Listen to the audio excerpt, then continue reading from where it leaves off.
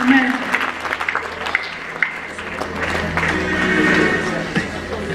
Kela sihlale phansi bathandekayo.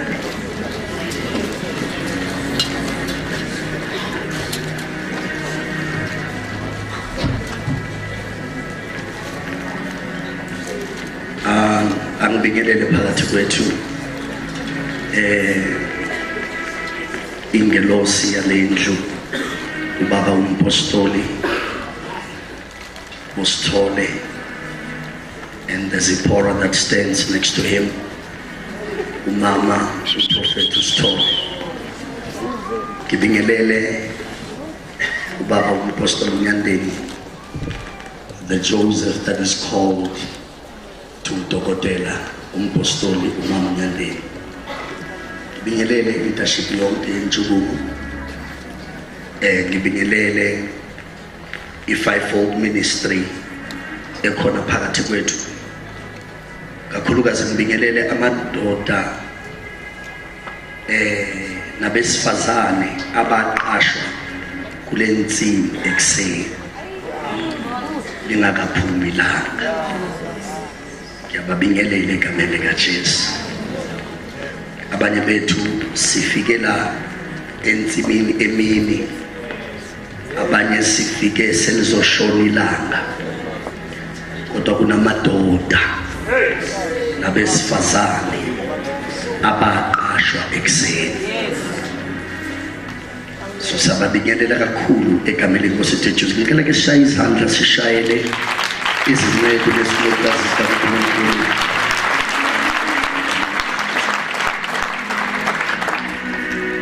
Semkhulekela nje Nkosi ukuthi Nkosi ngisize lento le engizoyishumayela la cishe umprofeti umama Usithole ayiqede. Ngitshela umpostoli uyazi lapho ukuthi hayi manje umama Usithole nangiqede ishumayela.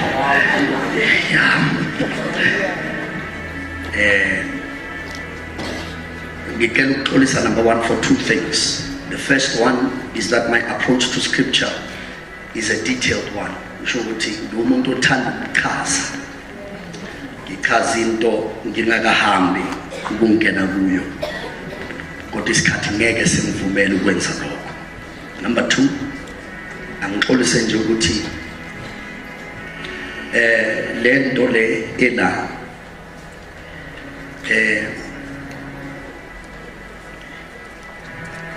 a message which I believe is very apostolic. I-assignment yami uNkulunkulu angiphe yona emzimbeni kaKristu. It is to, part of it, it is to strengthen the church kule season esikuyo. Assignment uNkulunkulu angiphe yona to strengthen the church for the season that we are in. So for everyone okhonala who is a biblical scholar, an expository preacher, abantu aba preoccupied with hermeneutical precision, so they can understand the context of what is being said. Phela lingixolele anginaso isikhathi saleyo nto. Hayi ngoba ngingayazi isikhathi asingivumeli. Uze ungaphumi la uthi uyihlathi lo mshumayelo uzovele kube ihlathi namhlanje. Awungishayeli izandla kule nto lizoba ihlathi lo mshumayelo. Kodwa lishumayelo iqinise lipheleleyo. Matthew chapter 16 verse 18.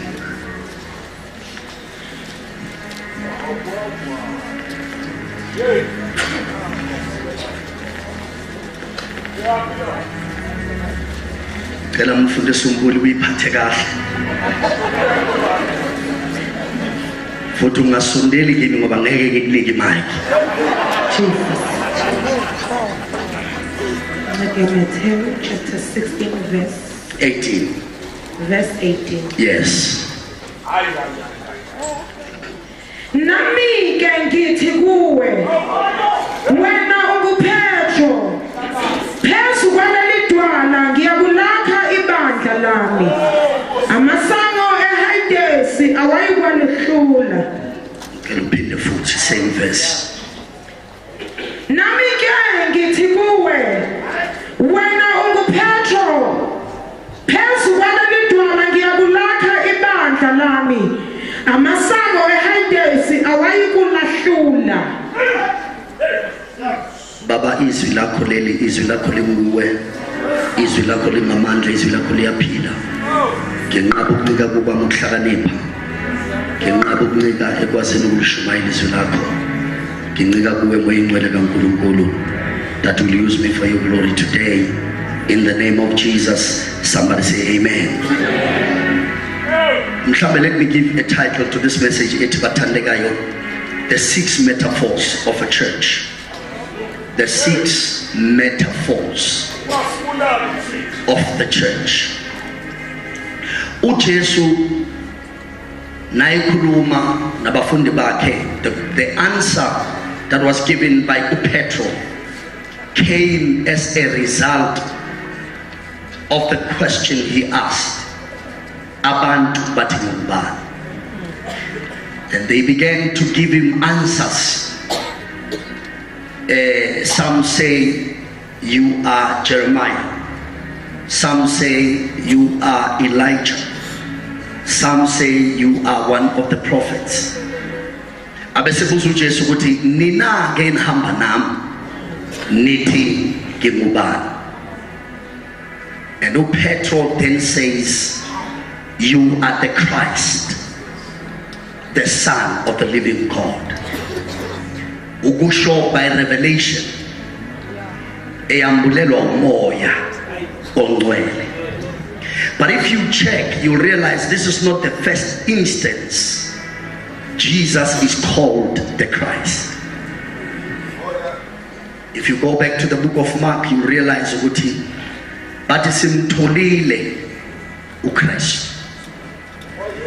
So bahamba naye bethi bamtholile uKristu. Kodwa mhla uJesu ebuza ukuthi bathi ngingubani, uPetro yedwa wathi you are the Christ, the Son of the living God.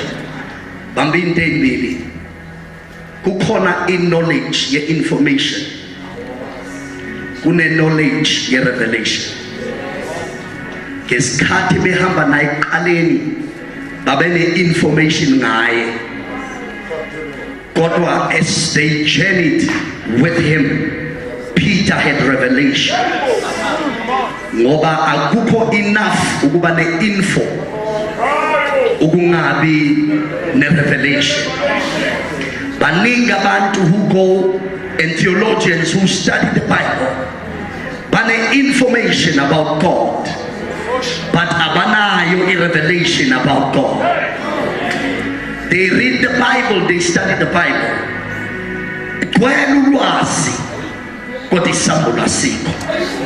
Now asikwazi ukuhamba naye the information engenayo i-revelation.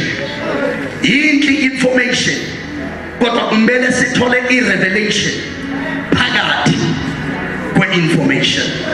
Somebody say amen. Now uJesu abesethi ke, based on revelation engasafikanga ngenxa nje yokuthi nizwile, phezu kwaleli dwala, in the Greek ati upon this Petra I will build my church, and the gates of hell shall not prevail. Ngicaba into yodwa, uma mina ngisuka, or most of us masikhuluma sithi we are going to church. Sithi siye esontweni, we are going to church. Namuntu ekufonela uthi I am at church. Kodwa namu uJesu uthi phezu kwaleli dwala ngizolakha ibandla lami. Now my question is the church the building or the church the people? Okungenza ukuthi uma ngithi I'm going to church kanti mina ngingubani? ngicela ngihambe nami bazalwane besikhathi sami sincane kakhulu. If Diti, I'm going to church, mina, who am I? Yes. Because uJesu wayengathi I will build a building. Because even though he builds, the church is more than a building. Ibandla kulona isakhiwo. You see, in a few moments the church is about to leave the building.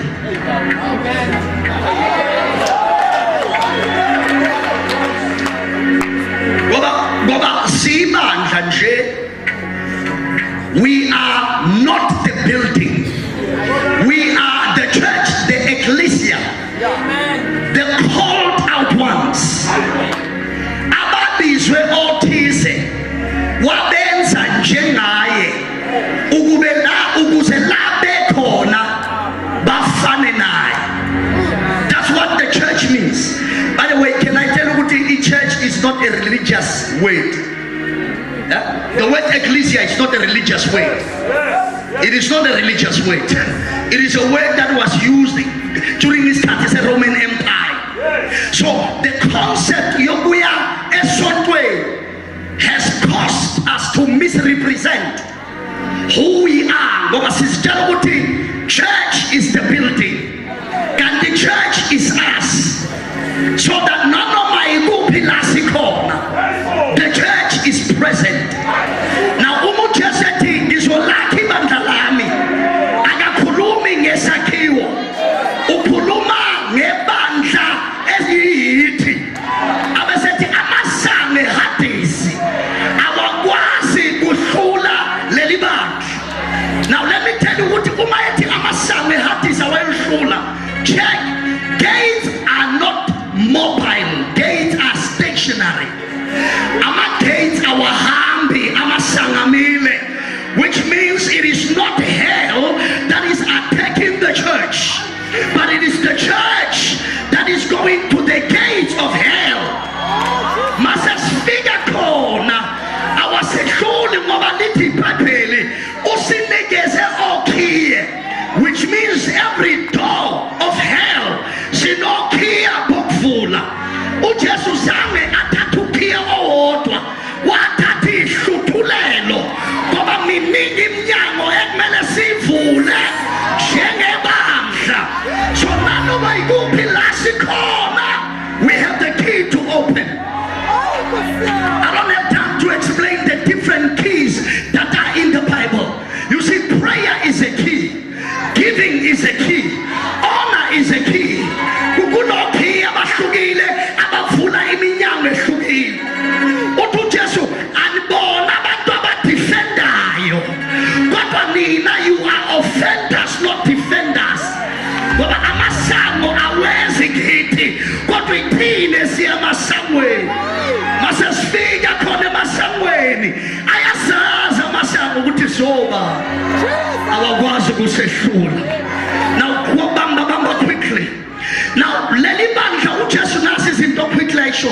Uthi number 1, they are an embassy. 2 Corinthians chapter number 5 verse number 20. Uthi the church is an embassy. I-embassy yini singamanxusa. Inxusa liyini? Umuntu othathwe i-country yamthumela kwenye i-country ukuthi ayoyirepresent.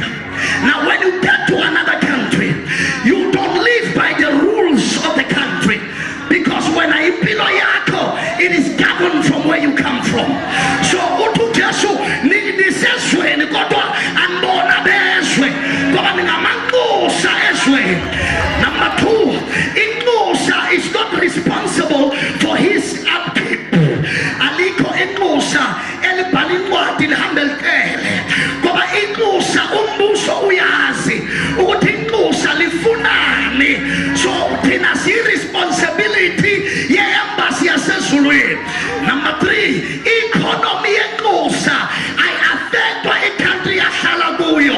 Even if iranda, even if iZimbabwean dollar inawa, uma mina ngiseZimbabwe kodwa ngiyinxusa nase-South Africa, i-economy yami ayihambi njengabantu baseZimbabwe kodwa i-economy yami even though ngiseZimbabwe itabulishwe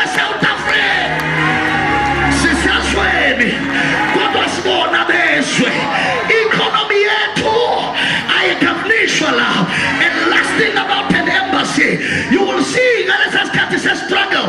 Umuntu eke wabalekela kwi-embassy amaphoyisa lendawo awasakwazi ukumbopha ngoba use under diplomatic immunity, which means mayisengenile ngaphakathi noma ngabe bafuna ukumbopha akabopheki ngoba une-diplomatic immunity.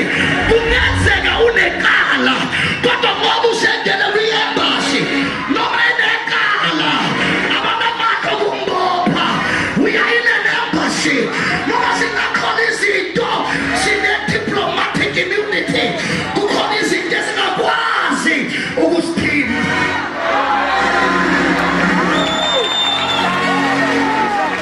Number 2, the church is a family. Ephesians chapter 3 verse 15. Ithi abantu bonke bawumndeni obizwa ngegama lakhe. The church is an embassy. The church is a family. But the problem is family. Kwenzeka kube nama-black sheep in the family, but they are still black. They are still members of the family. Kwenzeka kube nabantu abaslow, but they are still part of the family. Ngelinye ilanga sasicomplain ekhaya ngosisi wami ngimlamayo. Ubaba wami wathi hayi kisihole sabolunga, which means in Zulu isidalwa sakini. Ngamanye amagama noma ehlupha nje uyisidalwa sakini. So sisemndenini asifani. Kunabahluphayo, kunabangahluphi, kunabaslow, kunabafast. Kodwa into ebalulekile sisemndenini, awusumndeni. Yingakho kule mndeni kwenzeka emndenini wakamkhize kukhona idakwa, kwenzeka kukhona ibhedi, kodwa masidakiwe isidakwa awusilahli. Uthi isidakwa sakithi lesi uhamba usibambe ozalambula usibone silela abantu behleka ngaso bese uyasiphala. Uthi isidakwa sakithi lesi asihambe siyekhaya ngoba isidakwa sakithi lesi. Lalela, listen to me. You might as well get used to loving me now because you are stuck with me for the rest of your life.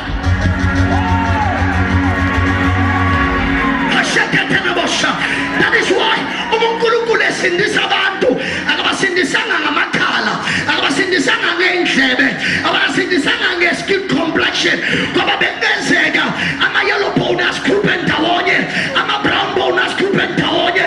Kodwa mayisindisa umhlaba wathi yinye into umZulu, umXhosa, umSotho, umTswana, an Indian and a white person abanayo efanayo. Igazi labo libomvu. Wasasindisa ngegazi likaJesu, wasiyenza umndeni. Umuntu oseduze kwakho noma ngahlupha owakile, noma ngadelela owakile, noma ngahlanya uhlanya lwakile. Awutshela makhala uthi uhlanya lwakile. Ngambona ungathi ngiyahlanya uhlanya lakishekhethe ndabosa. Abomndeni abalahlani, abomndeni abahlekani, abomndeni abahlebani, abomndeni abaqenyani, abomndeni abadelelani, abomndeni baselebreytana, abomndeni abanomona. Eshadolabosa, eshakatanamasa. Number 3, uthi you are an embassy, you are a family, but number 3, you are a body. Siumzimba. Lo mzimba unama-functions ahlukile. Amaphathi amanye awabonwa, amanye ayabonwa. Inhliziyo njengamanje awuyiboni, kodwa iyona ephampa igazi kulo mzimba. Kunabantu abangabonwa endlini kaJehova, abaqamile, abaphethe i-microphone, but they are the engine of the church. Noma befihlakele, I may not be seen, but I pump blood in this body. And lalela, makunyathela ubhozo kuqhuma umzimba wonke. Makunyathela ubhozo kuqhuma umzimba wonke. Mawugula ikhanda, the whole body goes to the doctor. That is why Papa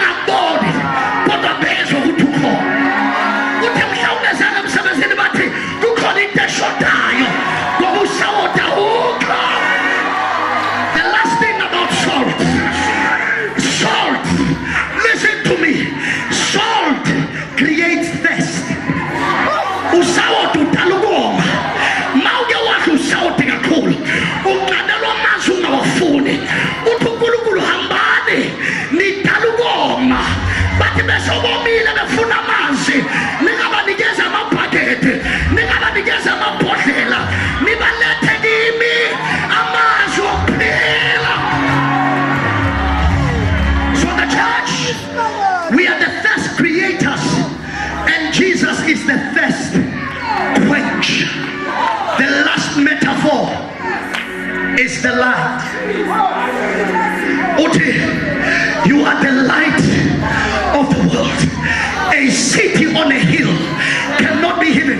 What does cannot mean? It simply means it is a matter of impossibility. Meaning, no matter we are fisa or fisa lomus, but the imposition lomus eguyo au fishe. Baba lomus lomus was a koshe. Ukulu ubege strategically lomus was a koshe. Uwas and utimagudo bunyama la pekipite. A koshe nuba no cry. Same geographical area. Listen, how many people tell Alamansa? Give me some water there. Listen, Mother Signal River, I believe. Kulugul is a Shina River for the Kombisa. I'm a kipiti. Utilamus Okanyash. Yeah, now Kuluguloni Langala. Garang kipiti. Uya enal rivum kipiti. Uyo commands. Mata commands Puma Itas. Who figure Israel in the same river. Atuyaka. Pumamas.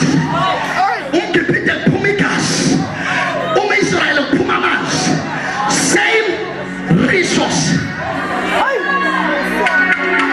Listen. The Nile River is the source. But in Bogabaitipayo I found. Babagu Hamba no Gutu Hamba no Ba. I have no Gutu Gupi. A problem Gutu Hamba no Ba. Utu Safa Fagam Kote. But the Bible says the Lord was with him. The Lord was with him. The Lord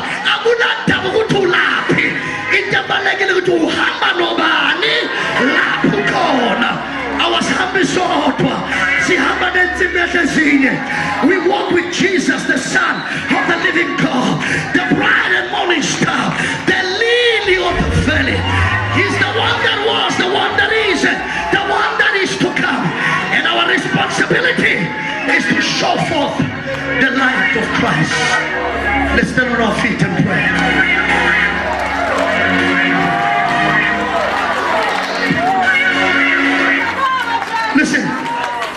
Listen. Do you know when Jesus comes, he says, for as long as I am in the world, I am the light of the world. Says, for as long as I'm in the world, I'm the light of the world. Now, it makes me see why God created light, which is the sun, on the fourth day. Because when God said, let there be light, he was not saying, let there be the sun. No, Hamba, go and read your Bible. He said, let there be light. But he did not create the light on the same day, on the first day. Light was created on the fourth day. So if God said, let there be light, and the sun was not there, and Jesus is to later come and say, I'm the light of the world, it means that God had already had the sun. He did not need the sun. He had the sun, S-O-N. That's why he did not need the sun, S-U-N, for him to have the light, because Jesus is the light. I'm going to repeat.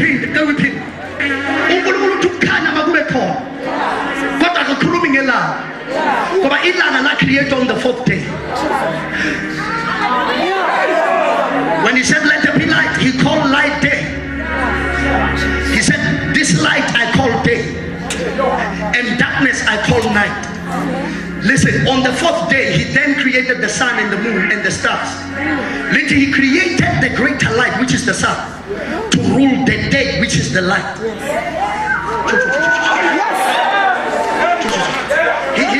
He created the sun on the fourth day. Then he said, you sun, you are now called light with small letter. You will rule the day, light with a big letter.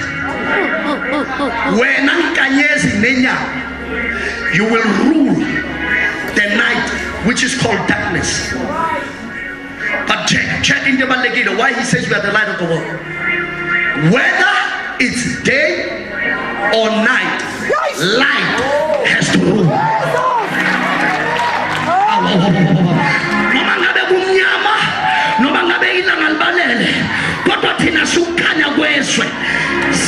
Listen to me, church.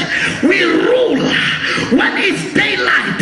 We rule when it's nighttime. Ngoba siphiwa amandla wokubusa kukhanya kumnyama. Ezweni lakithi ingathi kuyahlwa njengamanje. Don't worry, stars and the moon shine brighter when it's too dark. I'm telling you, the Bible in the book of Malachi, Jesus is the Son of Righteousness. You will see him during the day. When the night comes, the moon aligns itself with the sun.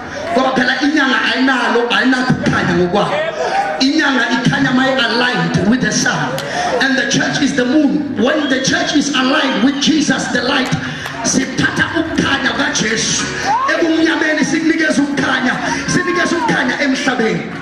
but guess what? Stars don't disappear. They only become invisible. Stars are always there, but when the sun is there, stars cannot be seen. But Jesus, the Son of Righteousness, when it disappears,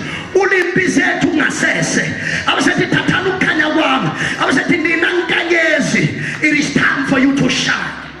But check, he then says, you need to know what I have ordered for you to know what to accept and what not to accept.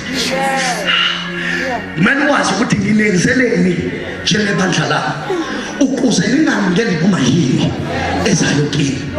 Ngiphinda futhi, you must know what Jesus ordered for you from the menu of heaven. Bawumphosolo ngimsebenzisa iBhayibheli lakho babelidothiwe nami ngintshontsha uqobo le excellence.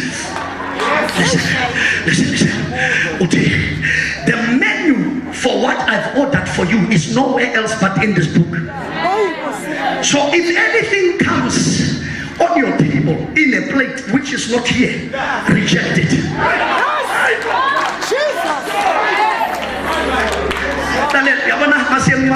Function.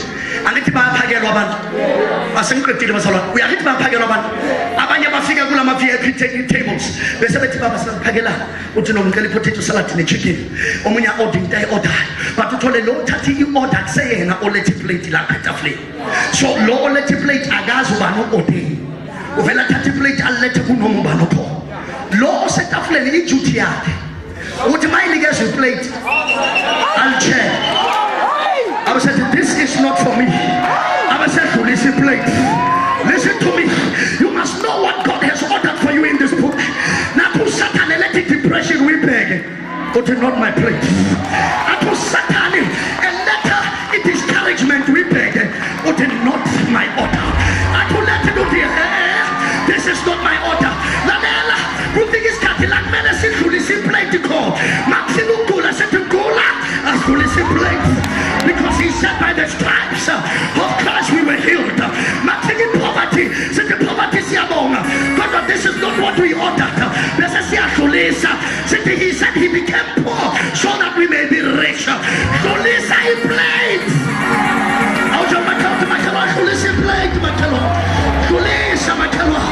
Depression I saw on it.